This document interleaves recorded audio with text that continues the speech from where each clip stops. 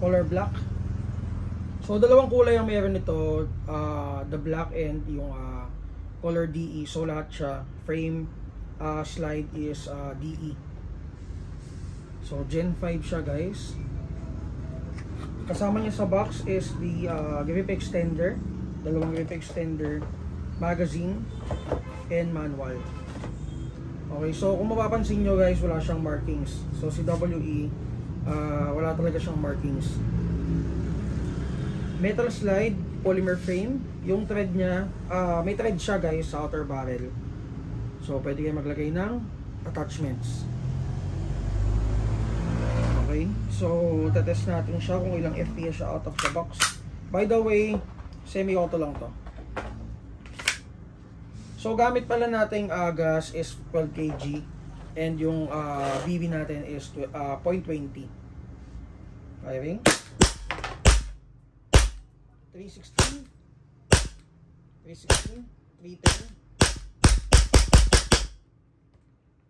Okay. So FPS is around 300 to 320. Okay. So next one is the G17 Gen 4. So ito, i-compare na rin natin. So wala naman siyang masyadong pagkakaiba. So dun lang sa may grip end, medyo pabukas to. So for the length, the same. Medyo pa-boxy type lang si Gen 5. Sa markings, ito si Gen 4, may marking siya, pero hindi siya original markings ng Glock. 17 tactical lang nakalagay.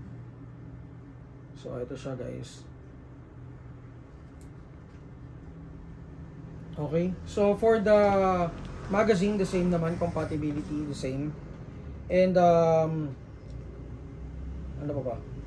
So magazine, for the parts, meron namang aftermarket parts to, si Gen 4 and Gen 5. And for the sights, naka U-type sights pala sila. Teka. Ito, same, naka U-type. Yung sights niya. For the outer barrel guys, the same din. Threaded din siya, so pwede kayo maglagay na attachments. For the slide, metal slide and polymer frame. So same goes with the G17 Gen 5. May kasama din siyang grip extender. Okay, so ito naman, ilang kulay ba to? 4 na kulay. Color black, full black, itong two-tone, yung color DE, and the silver slide and black frame. Okay, so for the magazine guys, 30 rounder magazine. Test natin.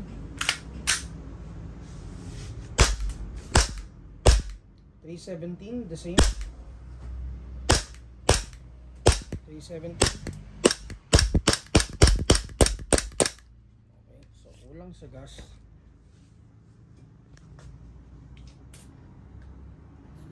So medyo malamig na siya. So sana mag-slide.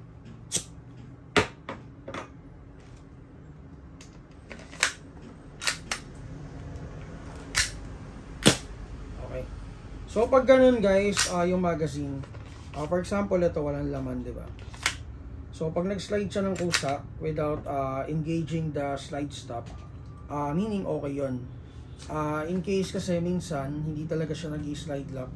Ang hindi normal is wala na siyang bala, hindi siya pag ginanon mo, pag kinak mo, hindi siya nag-automatic engage. So ibig sabihin nun, either pudpud na yung slide stop or pudpud na yung slide mismo. So nangyayari naman yun guys, and we've seen it, yung iba halos ano pa lang 1 month or 2 weeks pa lang napupudpud na yung ito kasi importing to, lapit mo.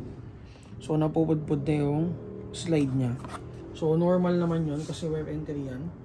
And may mga batch talaga na sobrang bilis na mapudpud yung slide. So ayan. And ito, punta tayo dun sa SRC. So multiple units tong kinuha, kaya hindi na natin i-test yung iba. So ano na lang, separate video for the Riser para makita nyo yung working lahat ng mga units. Okay, so ito naman athletics version is a SRC unit. entry level or kumbaga ito yung mga ayun, entry level na sabi ko nga. So tatlong kulay. Color black, which is andun nasa display. Color black, two-tone, and silver. Ito yung silver slide. So silver slide and two-tone. Ito. So dun lang sa may slide sila nagkaiba, dun lang sa kulay. Pero internal parts the same guys. And one of the best to dun sa category niya. So it's a 5.1 unit. Naka fiber optic sights, dual power system. So pwede siya sa CO2 guys. Hindi kayo pwede maglagay ng accessory dun sa ilalim kasi wala siyang slot for dun sa frame niya mismo. Okay? So threaded ba to? Okay, so non-threaded din yung outer barrel niya. So hindi rin kayo makakapaglagay ng accessory attached or tracer, suppressor, or compensator. Okay, so talagang lang siya, plain. Okay, so test natin guys. Yun lang talaga yung niya. Oh, wala pala tong So yun lang talaga yung niya. Yung edge niya sa iba. Or just in case na i-compare nyo sa ibang brand. Ang panama niya is the dual power system. So pwede siya mag CO2. So, BB natin gagamitin is the, meron na to. Meron na palang laman. Hindi, pinagpapasok pa. So, 12 kg lang gagamitin natin and 0.20. Safety function guys yan, working. So, kailangan naka-hammer down before mag-engage tong safety function. Okay, firing. 328, 317. Okay. So, empty mag. Okay, so next is itong two-tone. Same, naka fiber optics din guys. And same na outer barrel, wala rin siyang slot for any attachments. So plain lang talaga siyang ganito. And naka dual power system din guys. 333, 336. Okay. So ayun. Thank you kay sir, and gawa kami ng separate video for the other 4